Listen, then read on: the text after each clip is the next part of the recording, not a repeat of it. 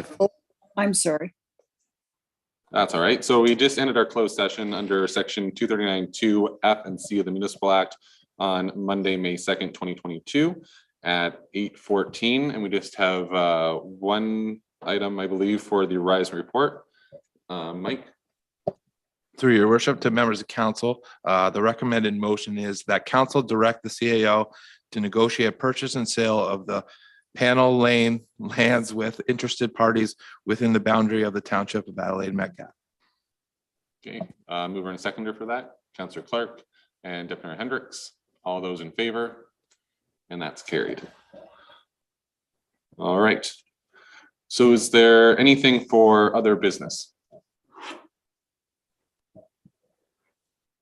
Okay, I just have one item if I could ask. I believe during the budget discussions, we approved the purchase of the lawnmower for the Kerwood Park. I just didn't know if our Public Works Manager wanted to speak to that. Sure, Ken. Thank you, Mayor Smith. We did end up purchasing a 60-inch zero-turn X-Mark commercial lawnmower.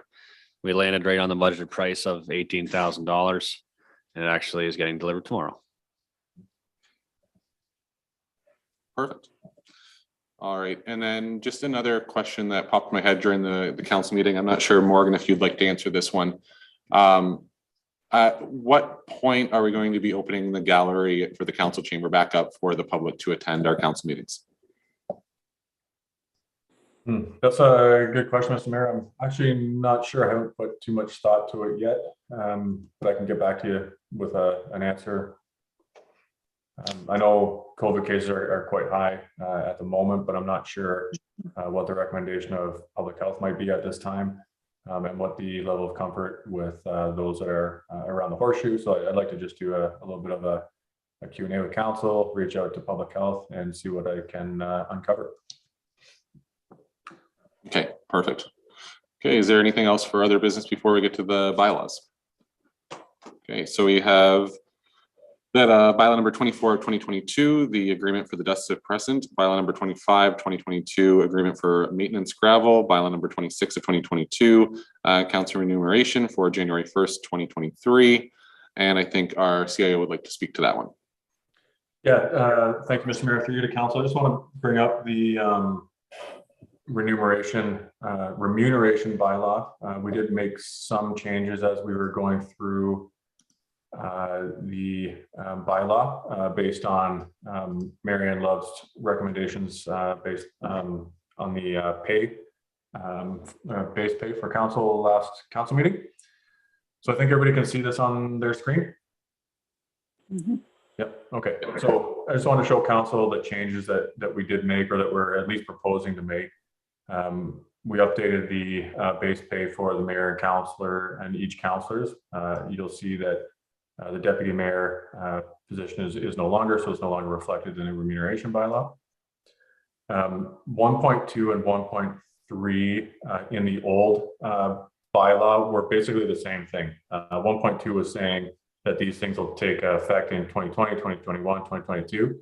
And then 1.3 was essentially saying any other annual increase will be at the same cost of living increase that is given to staff. So we used Marianne Love's recommendation that council really should be looking at this bylaw once every term. So we got rid of the 1.3, which was a catch-all for all future years, and just recognized 2023, 2024, 2025, and 2026.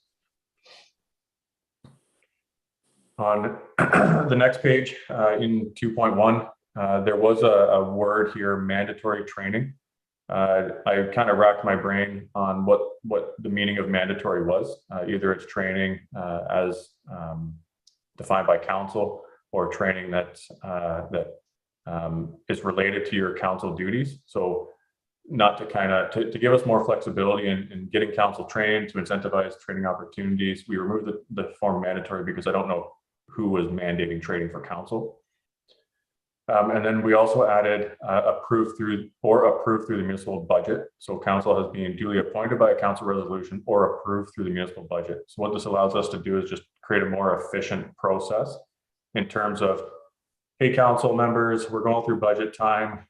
There's these conferences, there's these training opportunities. What is it that you would like to do? It tightens up our budgeting process, so we're not building in padding for random things to occur, but it also allows us to use the approved municipal budget as a form of council approval, so that council members can go and do the training and go and do the conference or seminar that they spoke to earlier. But that doesn't stop us from adding $2,000 for a future conference in the year, but it'll become part of the budget discussion. Then we can use that as a document to have council go and do council training or conference related things. We added the same language in the conventions and seminars for the same reasons. I know we had a council question about this at the last meeting. It is the interpretation of the remuneration bylaw was a little vague in the old version, because down here under other expenses, it mentions that all members of council shall be reimbursed for actual expenses incurred while engaged in township business on submission of proper documentation. Expenses may include mileage, registration, accommodation, meals, or incidentals. So we added that same language under conferences and seminars, because in one area it says you won't be reimbursed for alcohol, but nothing really else. But then in another area, it says that you'll be reimbursed for meals upon receipts. The other thing that we could do there is put in a staff process. So one of the questions that a member of council asked was, what if somebody was buying a surf and turf dinner or a really fancy meal that was absolutely unnecessary for the time? What we can do is report that through to council or through the chair, or the mayor. And if it's the mayor, then I know we no longer have a deputy mayor, but we can deal with it through another council member that may wish to be a part of that reporting mechanism. So the other thing that council does have is it's a code of conduct to deal with situations like that. So if it's appropriate, it's expensed. If it's inappropriate, then council can deal with it the way they wish. And then of course, the last thing is that we're noting this remuneration bylaw comes into effect January 1st of the new term of council. And that's it. Okay, thank you, Morgan. Is there any questions on that before I go to the next bylaw? Councilor Brody? Just one quick question. Was there any public feedback at all? I'm just curious. I didn't hear anything. Mr. Barnier, did you hear anything? No, through your worship, I did not hear anything on this.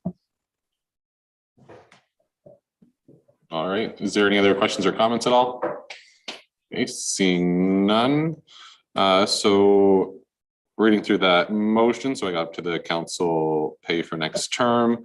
Bylaw number 27 of 2022, the delegation for lame duck, and bylaw number 28 of 2022, confirming the May 2nd, 2022 meeting, received the first, second, and third and final reading. Okay, Councilor Brody and Councilor McKinnon, all those in favor? And that is carried. And if there is nothing else, we need a motion to adjourn at 8:23. Deputy Mayor Hendricks and Councillor Clark, all those in favor?